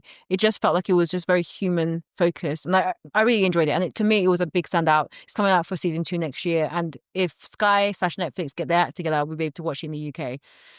Second show for me was Adolescence. Again, slow year. The only reason I think the story was, really like at a time, and I think it still is, it was groundbreaking in terms of how they touched the subject. I think what was more groundbreaking was the filming technique and shooting everything in one shot. And it just felt fresh in comparison to everything else you're seeing, touching on the manosphere, which is, it's very much a hot topic in terms of the internet and how men predominantly behave on the internet. And I thought of some real standout performances. So I think, Adolescents definitely deserve this space for the top shows. Third one was Apple Cider Vinegar. It just was a great show. The way, again, it had a great filming technique. Yeah. Great storytelling based on a real life story, but also it was light but heavy. Yeah. And like, it was definitely, we talked about it at length. It was emotional at times. Just the way it carried this very serious topic with moments of lightheartedness, especially with the lead, and I can't remember the actor's name, but she delivered Caitlin Devner. Yeah, the way that she delivered that performance, and then also like the actual story of this, many women who are trying to, and many people who are trying to cure themselves from incurable illnesses and diseases and cancer, and having no hope, turning to, natural methods, being scammed ultimately, and then some of them, passing away. It was just a very touching story, but also entertaining to watch and enjoy. So yeah, that was definitely one. I put Forever. Oh yeah, you mentioned it before. I think it was a really sweet show. I grew up, Judy Blume was, again, triple platinum in my house, alongside like Jacqueline Wilson. I was in not Waitrose. I was in Waterstones. Was it last week or the week before? And I saw that she had written like an adult book, and I was like, oh yeah, isn't it about this? But it's about the girls from Girls in Love.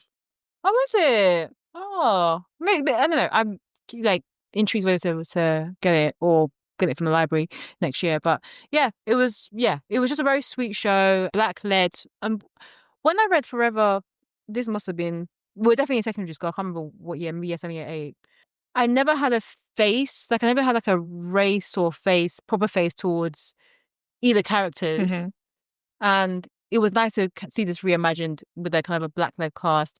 It felt very authentic, but very sweet as well. And I think it's coming up for another series as well. So yeah, that was sweet. And then the most recent one in terms of reality, because reality has really sucked this year. Probably transparent. But Hunted season 8. The girls are watching random things now. I'm sorry, it started off random because I was watching it. Is that the one that Bimini was in? Who? Is it Hunted? Oh no, that was SAS Rogue Heroes. No, yeah. Well, anyway, the most recent, I think it's season 8, but the most recent season of Hunted, I was watching it by chance when I was at my dad's with my sister, and we just watched this episode, and I was like, it's just on, because it's just sometimes. on. And I got really into it, but I didn't continue watching. I just watched the first episode. By the end of the episode, I was like, these boys, and if you watch the season, you'll know, I was like, these boys, they're being stupid. Once they start off in Stansted Airport, your goal is to get as far away as possible from the hunters, excuse me. And these boys went back to Croydon where they lived with their network and their family and friends. I was like, why are you coming back to Croydon? And they'll never look for us. Exactly. They've already got every single phone tracked. As soon as you phone one person, they already know it's you. Wait, and they're going back to Croydon to go away again? I think they want to hide they want to find someone to take them to another part of the UK or take them to Kent. So then in Kent, where they went, one of the boys got captured, and then the other boy... Damn, they left him. No, because he ran, because they both ran and split, and they caught one of them, and the other one was able to hide. And I'm telling you, when I went back and rewatched the rest of the season, because my sister was like, you need to continue watching Hunted, it got really good. I'm telling you, I rooted for that boy. That boy won. Okay. That boy won. Thanks for the spoiler. You weren't gonna watch it. Let's be for real. When I started off with Hunter season 8, you said the girls are watching random stuff. I knew you weren't gonna watch it. Well, I might now. Oh well. Well, actually, I don't know if I want to watch people hanging out in corridors. I could do that. Free of charge. My biggest lesson is hide in the woods. Don't go back to your home. But the problem is people started running out of money. Of course. And so they have to, yeah. But I found it really, really interesting, the dynamic of like what you would do. It also made me... Is this show not just going to help people go on the run? Yes and no. I think the way that the show is shot is very much in an incubator. Like I don't think you can be on the run, but I think the way that they were prescribing it, they had their own credit. Well, everyone had been given a credit card or a card, so if they did use it, it did get tracked traced away. Yeah. So I think yes or no. I think it gives you tips. Yeah, it gives you tips, but I do also think that money is the biggest the biggest factor in how successful you can be on the run. Because after a while, you will run out of money. Yeah, this is the same as the story is about faking your own death. Yeah. It's like that only works until a certain point. Yeah. Until you need to get ID to like open a bank account, exactly, or buy a house, rent a house, or get a car. Yeah. So that was really interesting. What was the other thing that I learned? Either the UK, everyone's kind, or everyone has a new accomplice. Because every episode you'd be like, oh, so-and-so have met a new accomplice that they met on the road. So that literally you could be driving, someone will stop you and like, please, can you take me to the next village because I'm on the run? And they'll be like, yeah, come on in my car. If you have a film crew, you probably, I think the film crew does also help because there's nowhere on this green earth. You're letting a stranger up in your car. Absolutely not. Absolutely not. In the dead of night. That you met in a forest. Exactly. So for me, that was always interesting because it always was a new accomplice. A new accomplice have helped so-and-so take them from this X, Y, and Z to now Sheffield. I'm like, huh? Lovely. But it was a great series. Most improved, I put The Bear. Definitely better than season 4. Season 4 was significantly better than series 3. We went at it at length for both seasons, so please take a listen. Reviews? Yeah. Consistent. Like I know every time I watch it, I'm going to be relatively entertained. There's a show on Disney Plus, and it's part of Hulu now, or it's within Hulu, Disney Plus, whatever they call it now. It's called Reasonable Doubt. Yeah, I think you've mentioned it before. Yeah, and I literally just watched this season. Like they had a new season that I didn't even know was up, but I just watched it over this past week, and it was really good, really good. And it's just a great story. I think sometimes the storylines goes very close to like the Tyler Perry type of storytelling, but they always bring it back because it has some type of depth. And it's like full, like predominantly black cast. They had the guy from Power, the white guy from Power. His name is something Sidhu. I don't know his name, but I know him. Yeah. Ghost's friend. I can see him. Yeah, him. Every time his face looks like it could be filled with filler, but that's his natural face. Yeah, it's a very plump. Yeah. But that's all natural. And also they always pair him with black women, but he's married to some white. They said, we've looked at your face. Black. Which I think is an insane thing for you people to look at you and go, I just feel like you'd have a black wife. And then you Google his real wife, and it's like the most Midwestern white woman. His wife is like, where are you going to leave? Like, what's the deal? But he gets to live the best of both worlds. Yeah, because he has a black wife that he can pretend to have. Yeah. On TV during the day. And then go home to his white wife. I don't think she needs to worry like Fitz's wife needs to worry in real life. Oh, no, she needs to give it up. You, at this point, what's his name? What's his real name in real life? I can't remember. I just completely forgot. But yeah, I can't remember either. She needs to be worried because that Kerry Washington, that's a real relationship. I don't know. It's too strong. I also read the White Lotus. Oh yeah, that was fun. I think it's really It wasn't like the best season ever, but I just think they're consistent. Like it does. Yeah. Consistently good story. Consistently like big moments. Like the infamous dinner scene with God, what's that guy's name and the other guy's name? Yeah. And he's talking about how he wished he was an Asian woman so he can know how it could be to be penetrated. Yeah. That's iconic. That was, the fact that we're nominated for an Emmy for just that scene alone. Yeah. Wild. So, yeah. I put that on my consistent. I also put shows that I should have watched. Now, I put that list because of what happened last year when we did our bops and flops of the year. And then a couple of weeks later, I watched Industry. I was like, crap, that was the best show of the year. Yeah. And I feel like I've heard so much about these shows that I feel like this will now bump some of the shows I mentioned to the list. One was, I had a lot of amazing things about the studio. Yes. I can vouch for that. Yeah. I can't believe I didn't put that here. Yeah, Sorry. I'm surprised. The studio was great. Yeah, I'm surprised. Yeah. I apologize, the studio. That was one of the top shows I watched this year. The other one was Paradise, which I had at the beginning of the year. It just was all over the shop.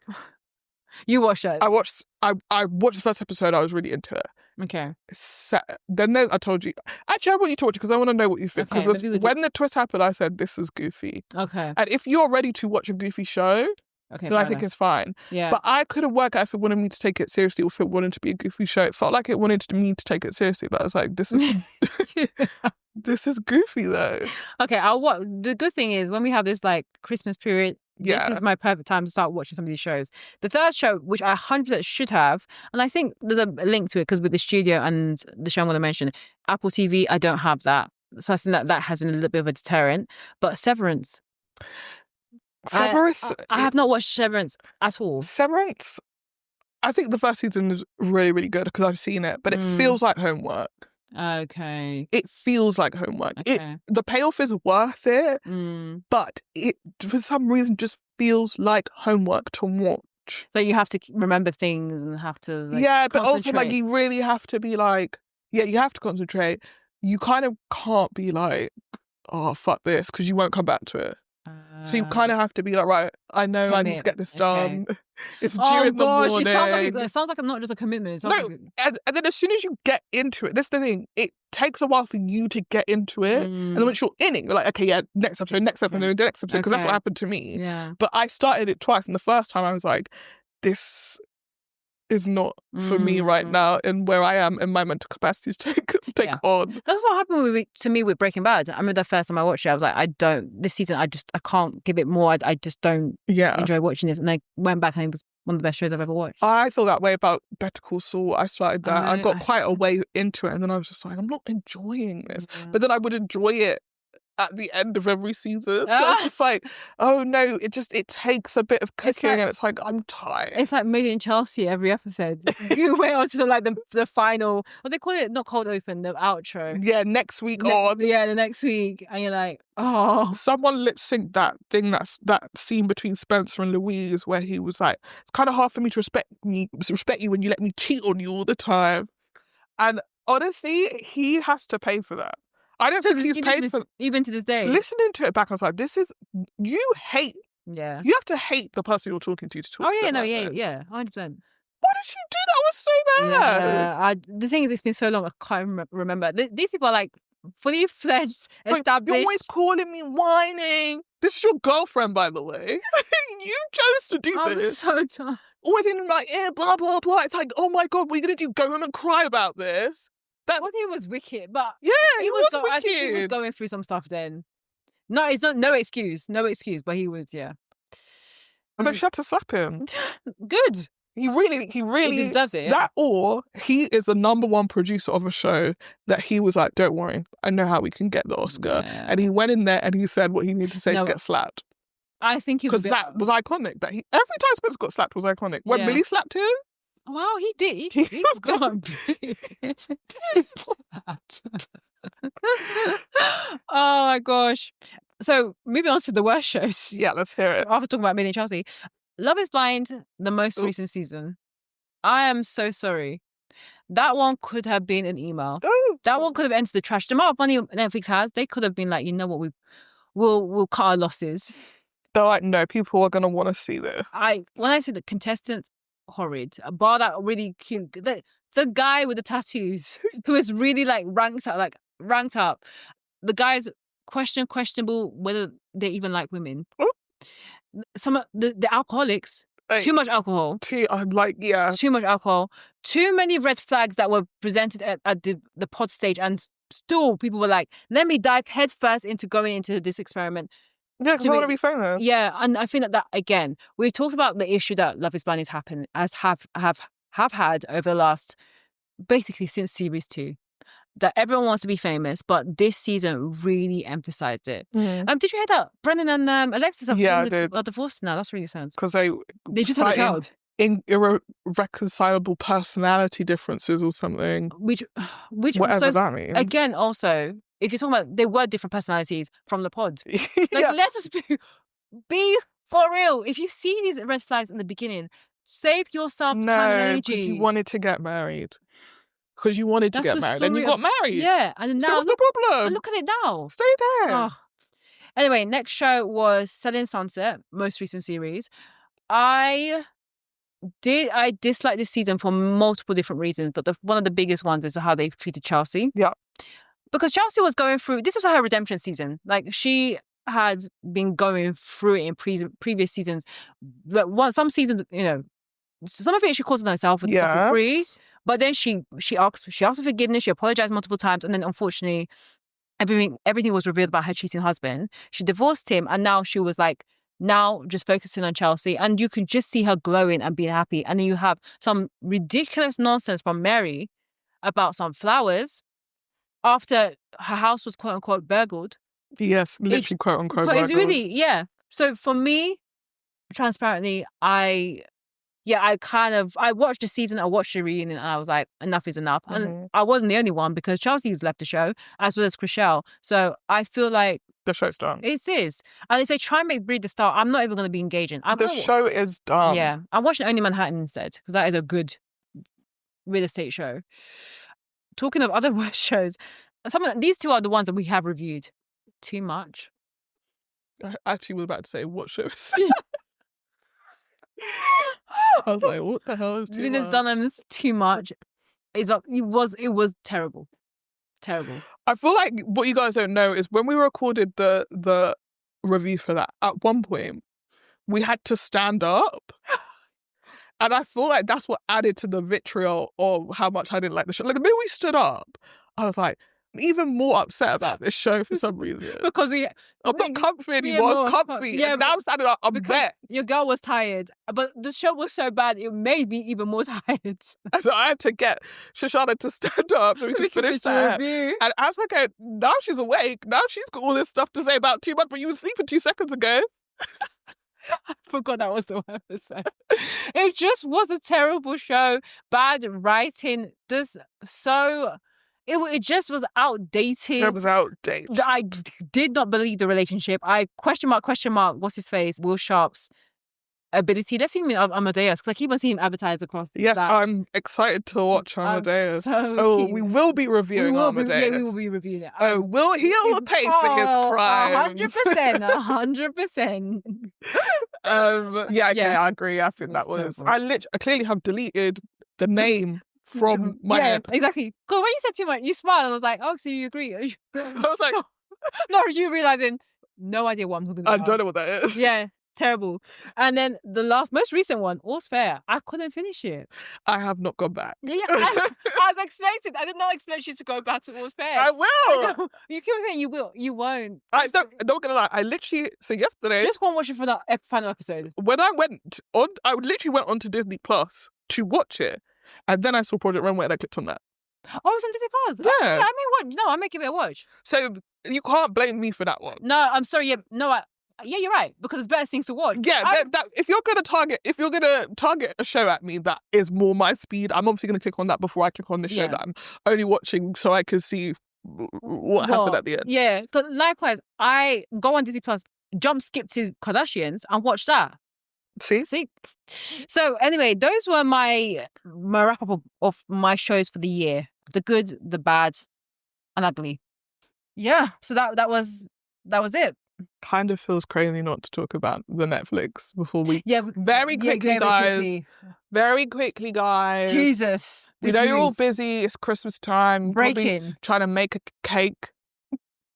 I was gonna say turkey, but my brain said you don't make turkey, you make cake. Netflix has acquired Warner Bros. Oh, there's a deal that's been agreed. There's a deal that's been agreed to acquire Warner Bros. For almost £54 billion. So Warner Bros, if you're not up to date with what's going on in the world of TV business, Warner Bros has been up for sale for like the past what feels like 4 years. Oh, really? Okay, I didn't know that. So Rupert Murdoch's company wanted to buy Time Warner. As always. The government would not let them, because then Rupert Murdoch's company, which is Sky, Comcast, Yeah. would become a monopoly business. Yes, Like yeah. they would own basically the market share, like Yeah. the biggest share of TV Yeah. companies, TV broadcasters. Yeah. So that, I think, was scuppered in 2021, 22. It was. So at that point, there was also because that deal had come undone, the deal with HBO and Sky was now up for review, because it's like, if we're not going to get Warner Brothers, this has a limit on it. Then HBO decided they want to launch HBO at the time, which was Go, I think. Yeah, they're going to go for some rebrand issues. Currently Max. Yeah. They wanted to launch it in the UK, so they were going to. The reason, their thing for why they were pulling the stuff from Sky was that they had to pull that stuff, because why else would people go onto Max? Yeah. They still haven't launched Max. Yeah. They're probably not going to launch Max. Not anymore now. They won't need to launch Max if they are acquired by Netflix. Because they have a home to pull their stuff on. Yeah. Netflix, I think we might have discussed in a previous episode, I can't remember, because Shoshana and I are always talking, so sometimes I'm like, was this in real life or was this on the bot? Netflix, unlike all the other streamers, doesn't have IP. And there's been a lot of conversation about, like, these streamers can't last forever, right? Because essentially we are paying for a Sky package that we've split up into different packages. That costs us more than Sky does. That's terrible. That's the scary thing. Like, I click on Roku, and rather than seeing channels, I just see blocks of subscription packages. Yeah, that at the very least are costing you $5.99. True. Each of those things is costing you $5.99. Yeah. When you had Sky and you had all of them. Anyway, we live and we learn. Yeah. And you still have to get ads as well. And you still have to get ads. Yeah.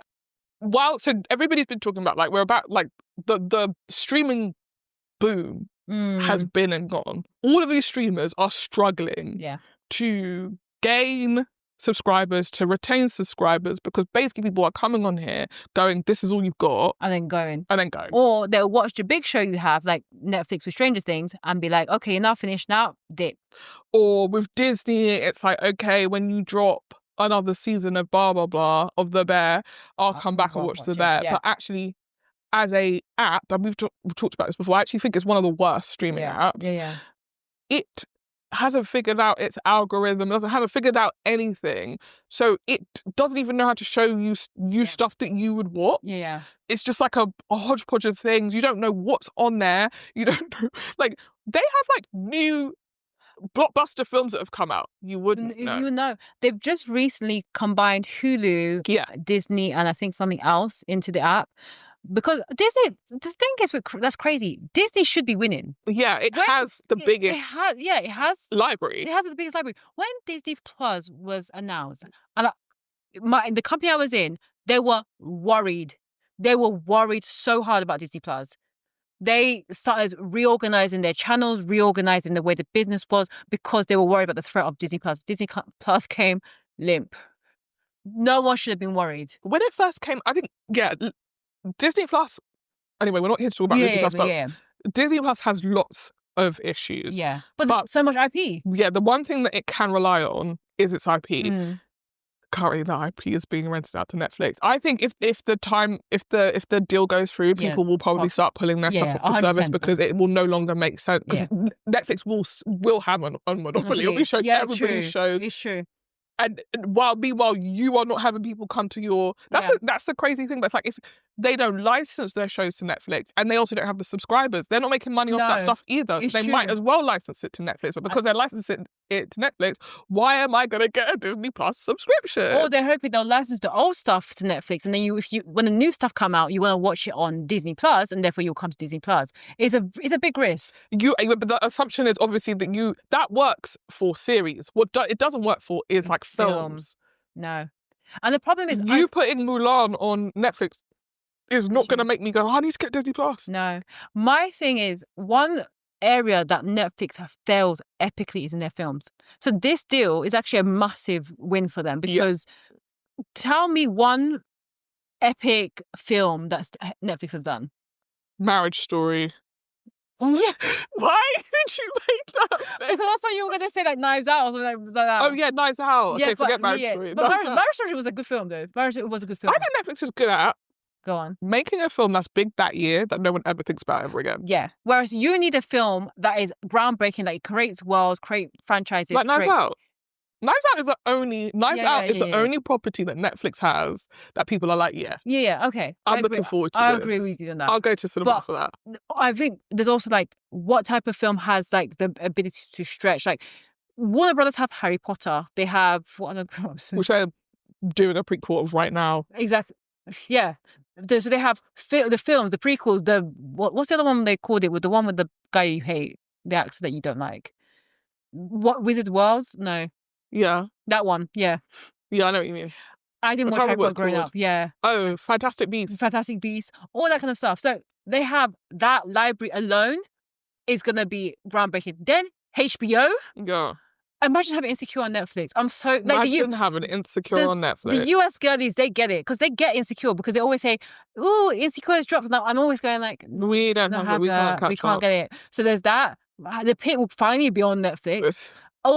Just having that monopoly is going to be all crazy. All of Game of Thrones. Yeah, Game of Thrones, all that kind of stuff. My only worry is like, I don't know what the influence of Netflix will be on the content. Because that's when I saw the deal, I was like, wow. Yeah, I was like, wow, this is a massive thing. It feels one of the biggest issues that Netflix has in terms of the IP issues. They have the money, so it's not like they're going to become bankrupt by doing this deal. But two things did come to mind. Firstly, how much control they're going to have over the content and the quality. Are we still going to get the quality of content that we expect from Warner Brothers? I don't know. Two, your subscriptions are going to go up. That's it. Your subscriptions are going to go up. 54 billion, your subscriptions are going up. That's not my fault though. You decided to do that. Yeah, but we want to make sure that we keep you. But then, you've got to start then. This is the problem because they already were having this problem, right? They've reached a cap. Yeah. There's a ceiling with how much money Netflix can make because there was only a set number of people in the world to subscribe. Yeah. And so at that point, you're going to keep increasing it. At the point where you keep increasing it, you have to increase the quality of what you're making. Sure. Otherwise, why am I paying? Like, the problem will become, and I feel like the purchase of Warner is going to give them a bit of a stopgap. Yeah. Where people will continue to pay because now they've got access to a new library. But after that, if you keep increasing these prices, what are we going for? No, perfectly honest, I'm not too sure. I think this is probably what Netflix does need to take them to the next level of growth. Because I'll be honest, just from a consumer perspective, I've kind of struggled with Netflix to the point where I downgraded my tiers, and I'm so happy I did. I went to the ad tier because I was like, I can't be spending £20 per month for something that I don't get enough use out of. Whereas I perfectly cherry pick a couple of shows from Netflix, cherry pick a couple of shows from Disney Plus, Prime. I don't need to pay £20 for something that doesn't give me everything. I don't know even with this Warner deal if it will give me everything, but it's best going to give me a lot more. It means I don't have to go to Sky. Yeah. Because that was always going to be Sky will be fucked. Yeah, 100%. Because to me, I only would get Sky because I want to watch HBO. Atlantic. Yeah. That, honestly. So I'm keen to see. And now will be fucked. But the thing is now, so I know people that work at Sky, and I've noticed a lot of them have changed their their roles have changed to combine Sky and Now. Mm-hmm. So they're not just not marketing shows from Sky originals, but they're also marketing Now shows. So I think, perfectly honest, I think the price has always been on the wall from Now. I think because Now doesn't commission anything, no, they don't. Which is perfectly fine. The streaming service that just acquires is fine. Yeah, but because you don't commission anything, and the bulk of the things that are interesting on Now are the Sky, HBO stuff, and also on Sky. And on Sky. I would be on Sky, yeah. Well, I don't have Sky. I have Now. That's how I can watch the stuff on Sky I can't watch. Because I don't have Sky. Yeah. But if you take away that big chunk of things, what other reasons do I have to have Now? A League of Their Own. That was dirty. A League of Their Own, right? Yeah. Let me actually... I'm so sorry. Wait a minute. So yeah, I'm excited. I'm not excited. I'm keen to see what happens next. I do think the deal will go through. I think because Netflix doesn't have they're big, but they're not. They're not Big. Comcast. No. It's not going to have the same conflict of interest. Creatively, I think there is a there is a conflict of interest, but the industry is struggling to make money. The fact that Time Warner are even having to sell tells you a lot about that. So we are going to end up essentially with two major corporations running all of our news channels. We already live in a world that's like 4 major corporations. Like, what difference is it going to make? The big difference is it's very scary to have. The big difference is if you think that that person's influence isn't trickling down into what's being picked up and what is going on all of those channels, you're an idiot.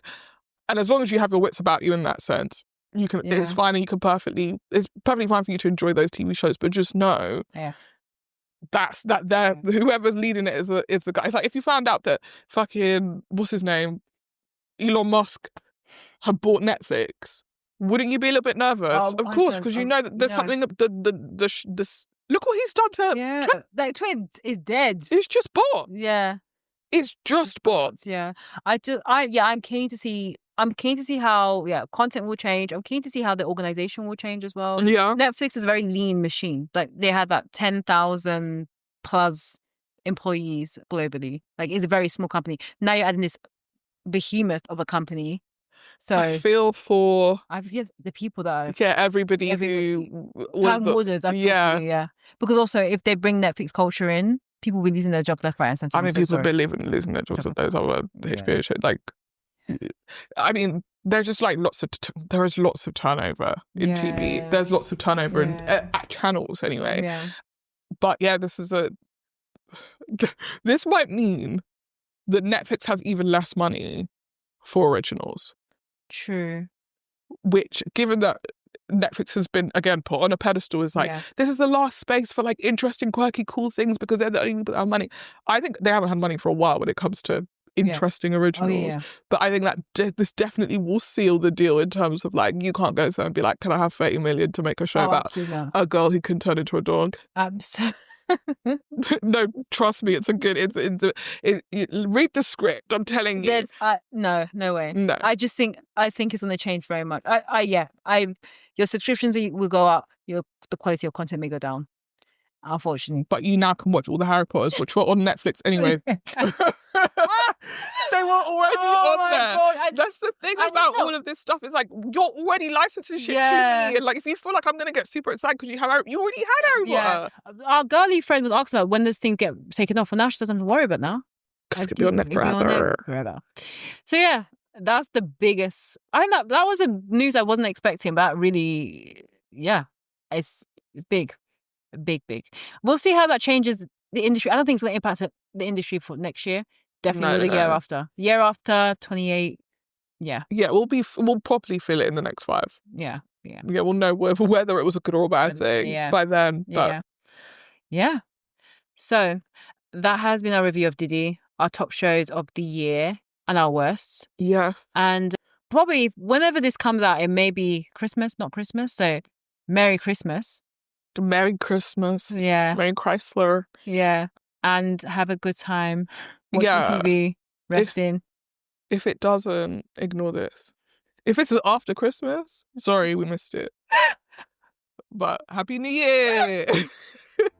And this... Just covering all of our bases. Just in case. And this has been Scripts and Giggles with Shoshana. And Marnie. Bye. Bye!